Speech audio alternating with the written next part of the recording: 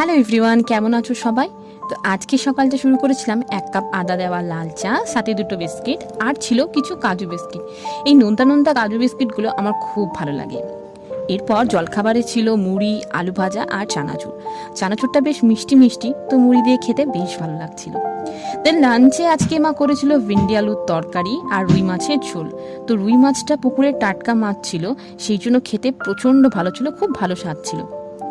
দেন বিকেলবেলায় আমার প্রচণ্ড গরম লাগছিল, আর ফ্রিজে দেখলাম এই অরেঞ্জ ক্যান্ডিটা আছে, তো সেটাই খেয়ে নিলাম, যদিও অরেঞ্জ ক্যান্ডি আমার খুব পছন্দের। এরপর সন্ধ্যেবেলায় গেছিলাম একটু বাজার, আর বাজার থেকে নিয়ে এসেছিলাম এই ঘুগনি চাটটা।